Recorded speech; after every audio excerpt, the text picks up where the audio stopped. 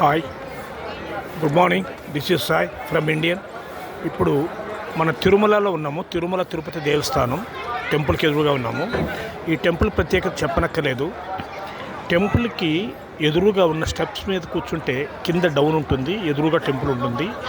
ఇక్కడ కూర్చున్న వాళ్ళకి ప్రతి ఒక్కరికి ఒక స్వర్గంలో ఉన్నట్టు అనుభూతి కలిగిస్తుంది. ఎందుకంటే అక్కడ ఉండే పచాలు కొడుతున్న జనంతో ఎక్కడో స్వర్గంలో విహారయాత్రలకు వచ్చినట్లుగా హ్యాపీగా అన్ని విషయాలు మర్చిపోయి, ప్రపంచాన్ని మర్చిపోయి తన స్వర్గంలో హ్యాపీగా ప్రసాదాలు తింటూ అలా వాక్ చేస్తుంటే ఎదుటి మనిషికి అలాంటి ఫీలింగ్ కలుగుతుంది.